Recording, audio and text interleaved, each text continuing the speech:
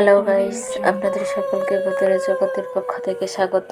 সাথে আছি আমি নিঝুম। চলুন প্রতিদিনের মতো আজকেও চলে যাই মূল ঘটনায়। যারা ভূতে বিশ্বাস করেন না বা করতে চান না, তাদেরকে আজকে একটা সত্য ঘটনা শোনাবো।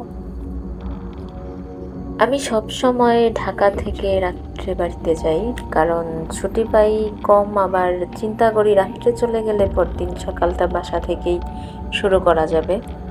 ছাত্র অবস্থায় ক্লাস শেষ করেই রওনা হয়ে যেতাম। এখনও অফিস শেষ করেই সোজা মহাকালী, তারপর ময়মনসিংহ টু হালুয়াঘাট, মোটামুটি 6 ঘন্টা।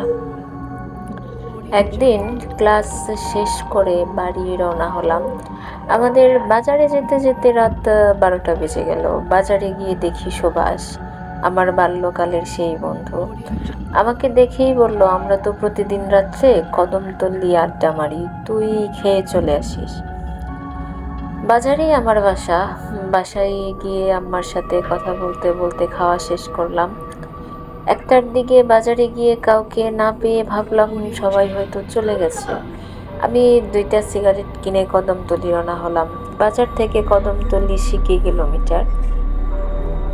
তখন আষাঢ় মাস, আকাশে চাঁদও আছে, কিন্তু আষাঢ়ের মেঘ এবং চাঁদের আলো দুইটা মিলে একটা অদ্ভুত আলো আঁধারের খেলা চলছে।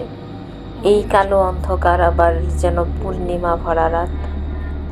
একটা সিগারেট ধরিয়ে রাস্তা হাঁটছি।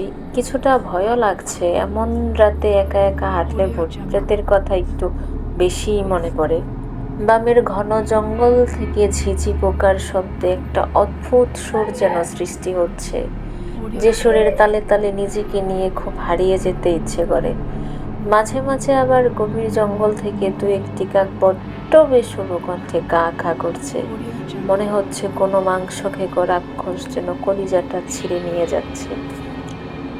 আমি কদমতলীর কাছাকাছি যে জায়গাটায় শ্মশান ঘাটটা, ঠিক সে জায়গায় চলে আসলাম। ওইখান থেকে আমাদের যে জায়গায় বসে আড্ডা দেওয়ার কথা, সেই জায়গাটা স্পষ্টই দেখা যায়।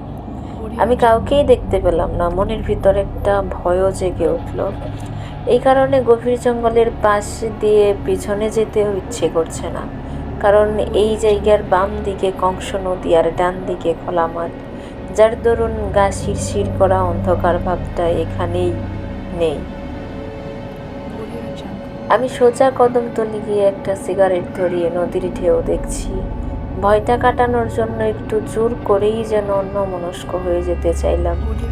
মাঝে মাঝে কয়েকটা কলা গাছ নদী দিয়ে ভেসে যাচ্ছে। দূর থেকে দেখে মনে হচ্ছে কোনো লাশ ভেসে যাচ্ছে, মৃত প্রাণীর গন্ধে বমি হওয়ার অবস্থা। হঠাৎ হঠাৎ একটি কান্নার শব্দ শুনতে পেলাম। কিছুটা ভয় পেয়ে গেলাম। আমার কাছ থেকে হাত 20 দূরে ঠিক আমার বাম দিকে তাকিয়ে দেখি একটা ঘোমটা দেওয়া মহিলা বসে আছে, আর ওইখান থেকেই কান্নার আওয়াজটা আসছে। ভয়ে আমার আত্মা চলে যাবার জোগাড়। শরীর দিয়ে ঘাম পানির মতো বের হচ্ছে, যেন আমি কোনো ঝর্ণার নিচে দাঁড়িয়ে আছি। ডাকবো ডাকবো ভেবেও না ডেকে সোজা বাসার দিকে রওনা হলাম। বাসায় গিয়ে হাত মুখ ধুয়ে শুয়ে পড়লাম। পরদিন সকালে আম্মাকে সব ঘটনা খুলে বললে আম্মা বলল, সুভাষ তো ময়মনসিংহ গিয়েছিল 3 দিন আগে, সে তো আসবে আরো পরে। আমি তো অবাক। তাহলে সুভাষের চেহারা নিয়ে কে আমাকে বলেছিল কদমতলী যাওয়ার জন্য? শেষে আম্মা যা বলেছিল তা ছিল এইরকম। 88 সালের বন্যার সময় নৌকায় করে বরযাত্রী বউ নিয়ে যাওয়ার সময় কদমতলী নৌকা ডুবে যায়। সবাই তীরে উঠলেও কনে আর উঠতে পারেনি। সেই থেকে এখনো মাঝে মাঝে কনেকে কদমতলীতে কাঁদতে দেখা যায়। আরও অনেকেই দেখেছে। তো গাইস, এই ছিল আজকের সত্য ঘটনা। আবারও হাজির হব অন্য কোনো নতুন ঘটনা নিয়ে। সেই পর্যন্ত সবাই ভালো থাকবেন, সুস্থ থাকবেন, আর ভুতুরে জগতের সাথেই থাকবেন। ধন্যবাদ।